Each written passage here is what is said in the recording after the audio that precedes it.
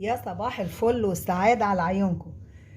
ياسمين النهاردة بقى عاملة عدس، وعارفة ان باباها بيحبه خصوصا العدس المغروف. فقالت ايه ناكل مع بعض النهاردة. فقلت طيب تمام. اسكت؟ لا ما اسكتش، لازم احط اللمسات بتاعتي. ما هي ياسمين مش هتعمل لي بقى الحاجات اللي انا بعملها،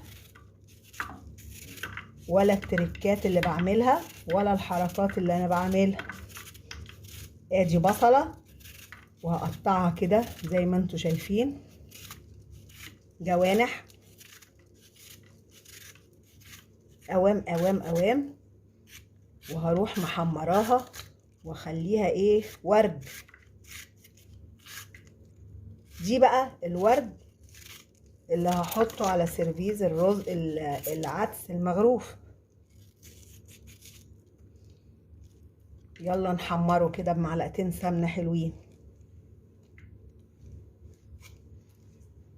ونحط معلقة سمنة حلوة كده اهو. يلا، وجبت كام رغيف شامي حلو كده، وهقعد اقصقصه وهحمره يبقى ايه حاجة مقرمشة كده وعظمة. ايوه، شيء لزوم الشيء، ما يبقاش عدس كده وخلاص، لا طبعا لازم ندلعه. العدس ده حاجة جميلة على قلبنا وبنعزه، ولازم ندلعه طبعا. الله أكبر، الله أعظم، والعزة لله. أشهد أن لا إله إلا الله، وأشهد أن محمد رسول الله. يا رب دمها علينا نعمة يا رب، واحفظها من الزوال يا كريم. يلا أنا افتكرت الدعاء، شفتوا كنتوا هنساه. تصوروا بقى. بسم الله ما شاء الله لا يسوق الخير إلا الله. بسم الله ما شاء الله لا يصرف السوق إلا الله. بسم الله ما شاء الله ما بنا من نعمة فمن عند الله. بسم الله ما شاء الله لا حول ولا قوة إلا بالله. ربنا يديمها علينا نعمة يا رب، ويحفظها من الزوال، ويسترها معانا، ويحفظ لنا أولادنا وأزواجنا ويسترها معانا، ويرحمنا برحمته، ولا يحوجنا المخلوق أبدا.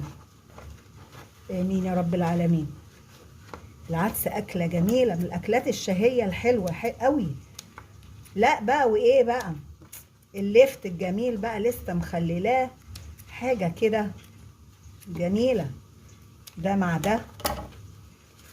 أيوة لازم ندلع الأكل اللي بناكله، ناكل بشهية كده. هو احنا مغصوبين عليه؟ لا، احنا بناكله بمزاجنا، بشهية مفتوحة.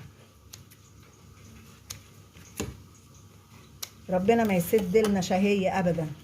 يلا بقى تعالوا معايا نحمره، ونحمر العيش الجميل بتاعنا. وعلى العين التانية هي التقلية، البصل المحمر، رشة ايه ملح رشة ملح وكمون كده جميل عليه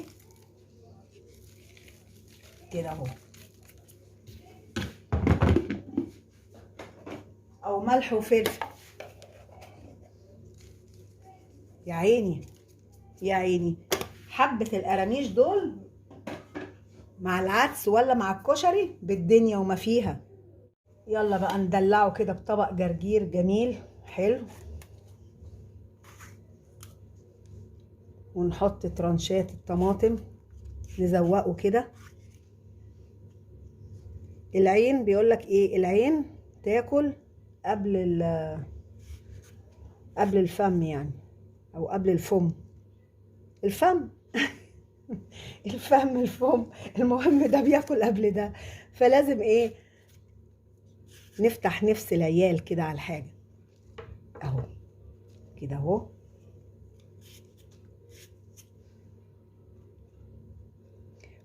ولازم نأخد العيال على أكل الخضار عموما.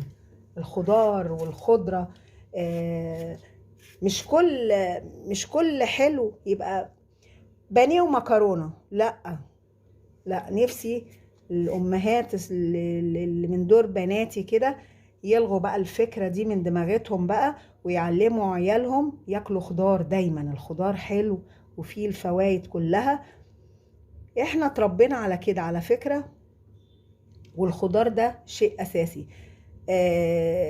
يعني قليل اما نعمل بانيه والمكرونه، انما الاكل الاساسي الحلو خضار ورز. لازم دي وجبه الغدا، خضار ورز، اكله سخنه حلوه كده.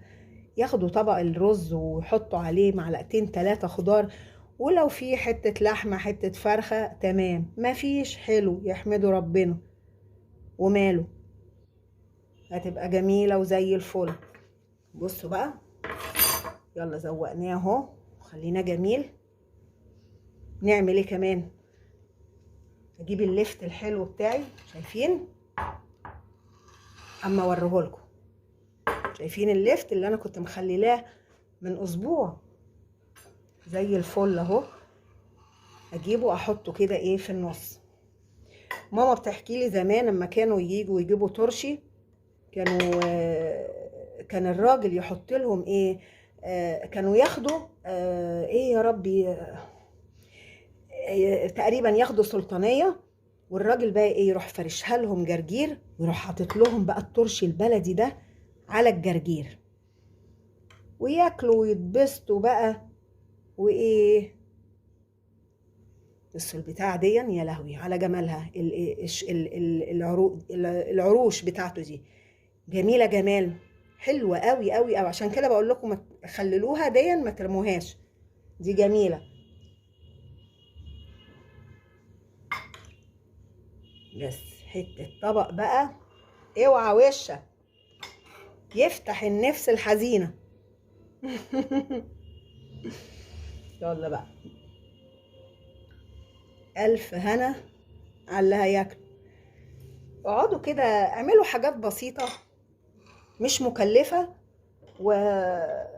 وافتحوا نفس العيال، خلوهم يحبوا اكل البيت وما يروحوش ياكلوا القرف اللي بياكلوه بره. احنا عارفين عاملين الاكل ازاي، ولا غاسلين الفراخ ازاي، ولا منيلينها ازاي، ما نعرفش الكلام ده كله. اكل البيت مفيش، اكل البيت يوكل، مفيش احلى منه ولا انضف منه ولا احسن منه. يلا اما احط العدس بقى واجي اوريهولكم، وننزل عليه بالتقليه كده. بسم الله الرحمن الرحيم. بصوا الجمال بقى والريحه، الله.